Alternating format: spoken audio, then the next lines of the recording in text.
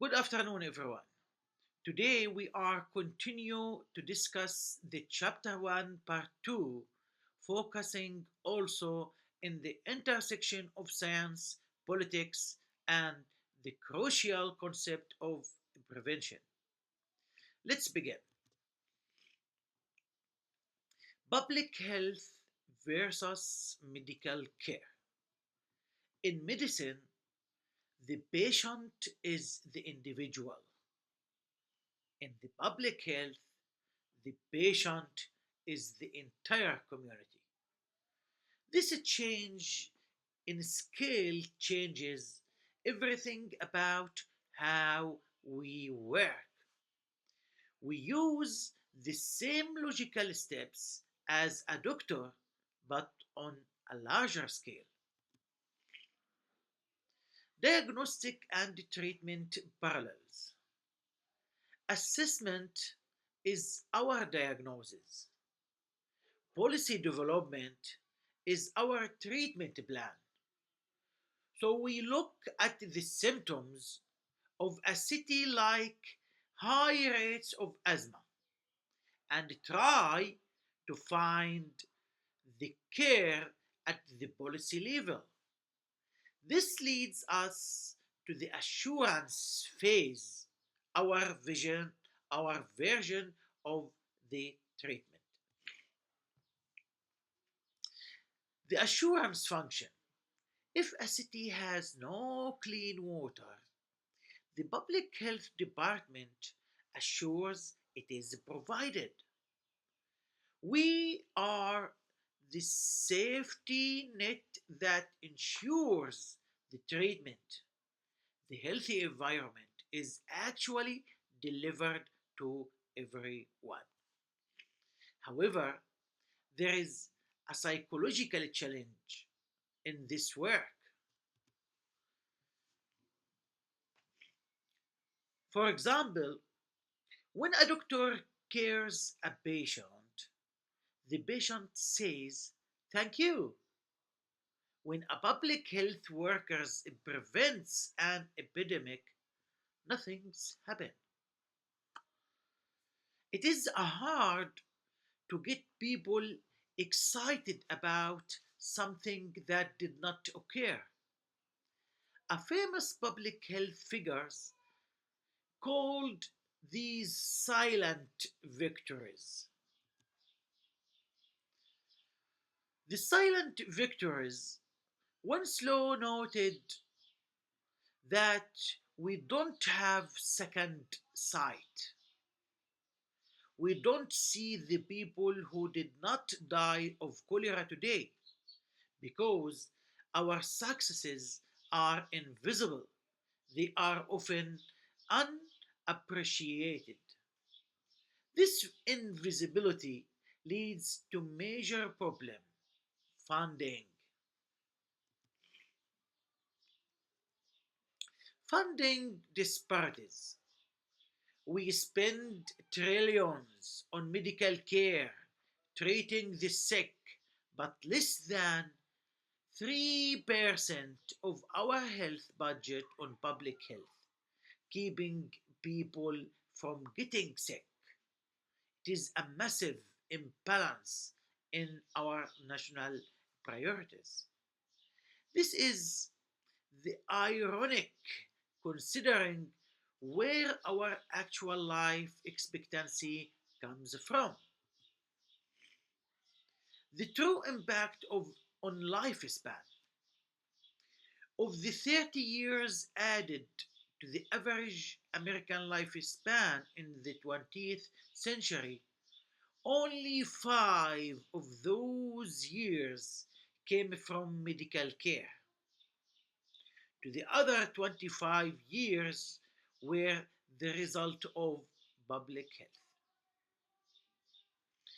The US life expectancy increased from 47 to 77 years over the 20th century. And these benefits are not just historical, they are happening right now. The ongoing public health benefits. Vaccines continue to save thousands of lives every year. Our job as lecturers and professionals is to remind the public that these gains require constant funding and support.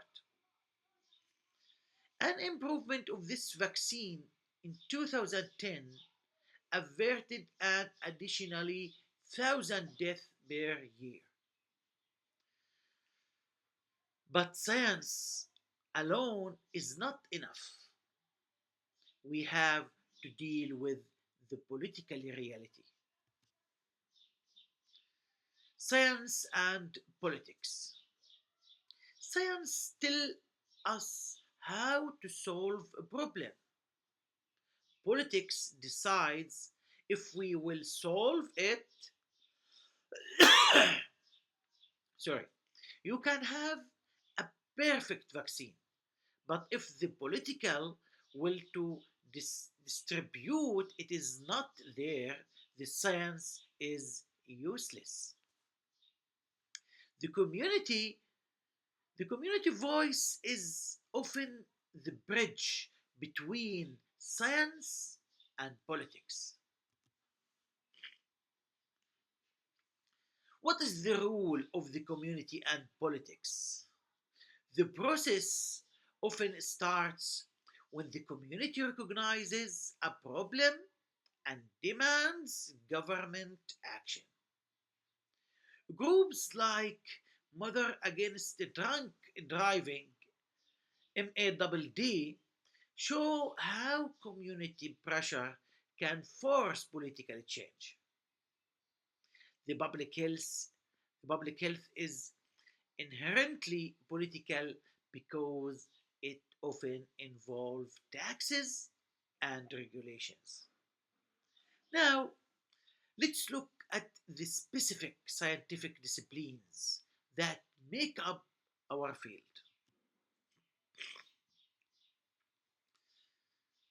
The science of the public health. Public health is a big tent. It includes everything from biology to sociology.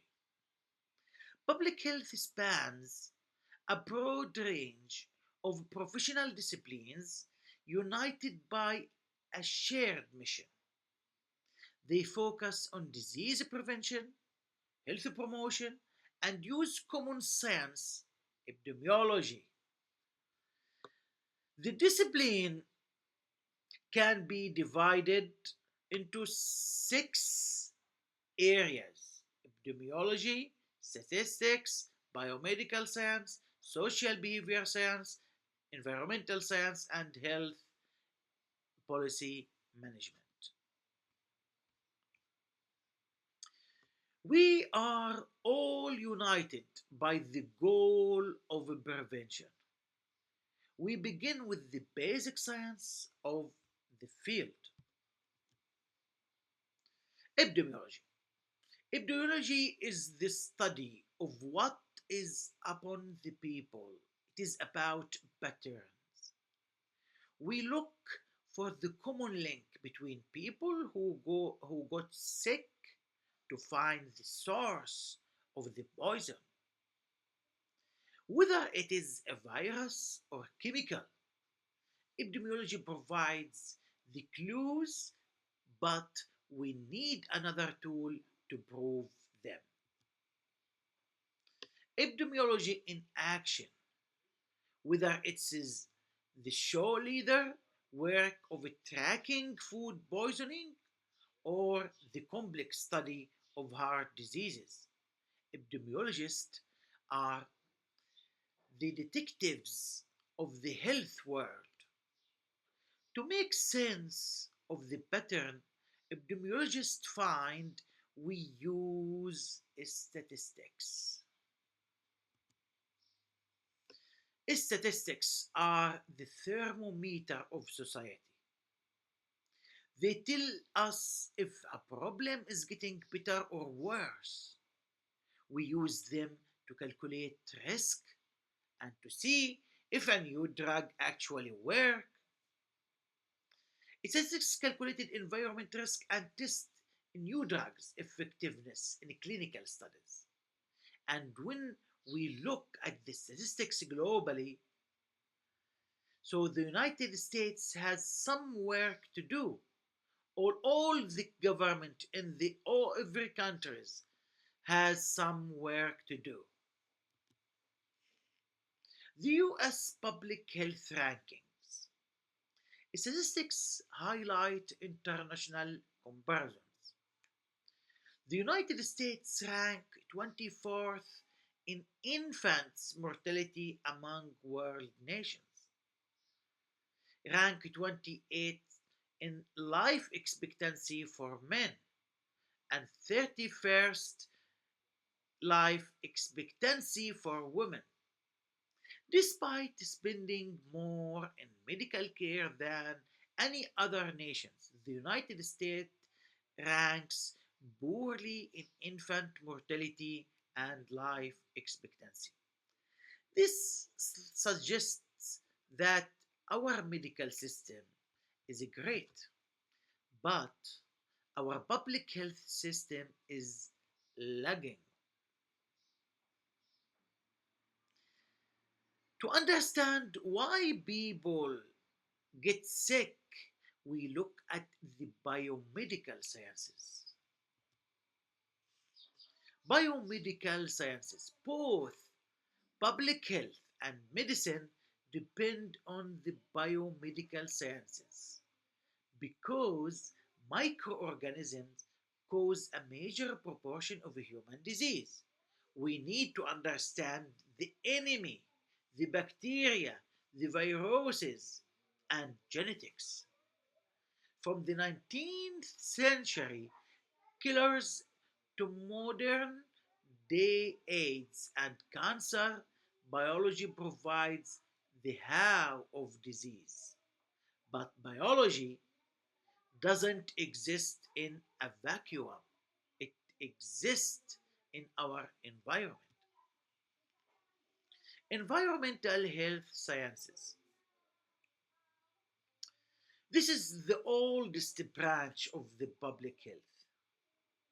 If the water is dirty or the air is toxic, the population will be sick regardless of how many doctors you have.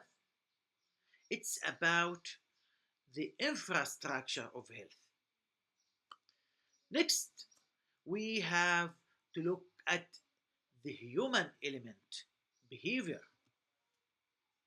Social and behavioral sciences. Why do people smoke? Why do some communities have less access to healthy food? These are not biological questions, they are social ones.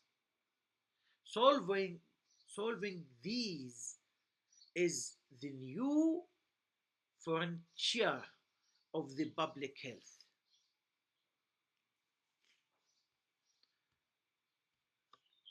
With all these sciences in mind, how do we actually intervene? Prevention and intervention, the five-step process. We follow scientific methods.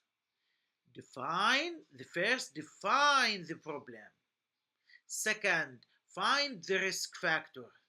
Test solution, implement it, and then crucially monitor it to see if it worked.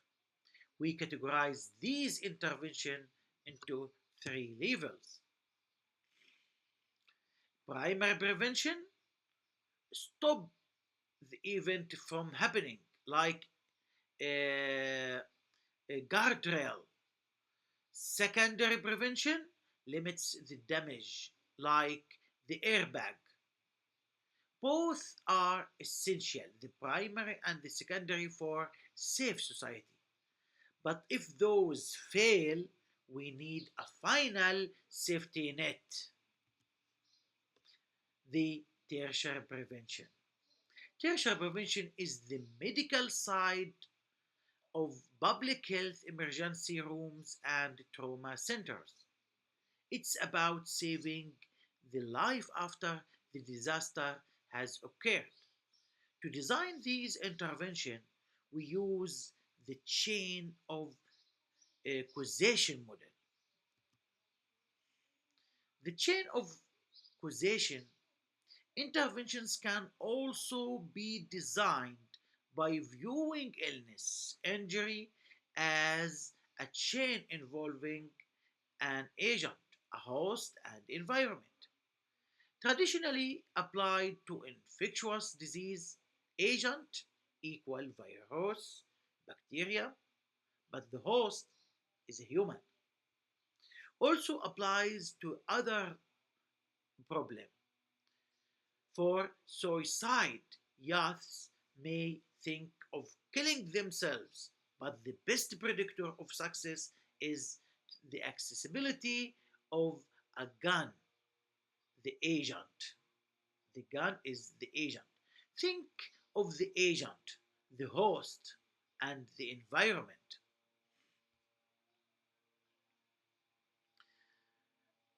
To stop a disease, you can kill the agent, the antibiotic, for example, protect the host, the vaccine, or clean the environment as sanitation. This same model is now being used to face our newest threat, the terrorism. Public health and tourism. Tourism is a public health issue. The means of for causing mass injury and illness by the individuals or groups wishing to cause harm have increased. Law enforcement primarily handles primary prevention, preventing preventing hijacking or biological attack. Public health handles secondary and tertiary prevention by controlling the damage. While police try to stop the agent as a terrorist, public health is responsible for the secondary and tertiary response, that managing the fallout and treating the victims.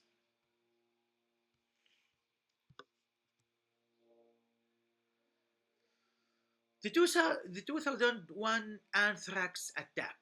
Public health importance was obvious after 2001 anthrax mailings. Bioterrorism attack do not announce themselves in dramatic fashions like airplane hijackings. First signs were not recognized. No alarms range when a few patients arrived at emergency rooms. Anthrax announced itself just like AIDS as new outbreaks reported to public health authorities who then investigated. The anthrax attacks were not detected by the FBI first. They were detected by public health workers in hospitals who noticed strange patterns of illness. It was epidemiology in its uh, purest form. It was, it was epidemiology in its purest form. This has changed how we look at the future threats. The future threats, the damage from 2001 anthrax mailing was relatively limited. A disaster using a more infectious microorganisms in bioterrorist attack would be potentially catastrophic. Bill Gates warned that Rapid advances in bioengineering have increased the possibility of an intentionally set pandemic. With bioengineering, the risk of man made pandemic is real. Public health is now a vital part of national security. We are the early warning system for the world. Let's wrap our ra, ra, let's wrap our let's back to the introduction, the conclusion of the chapter. This is the back of the introduction. Public health is about assuring conditions so people can be healthy. It is a mix of science and politics. It's often invisible when it works, but it is the reason most of us are alive today. Thank you for your attention and see you in the next chapter, chapter 2. Goodbye.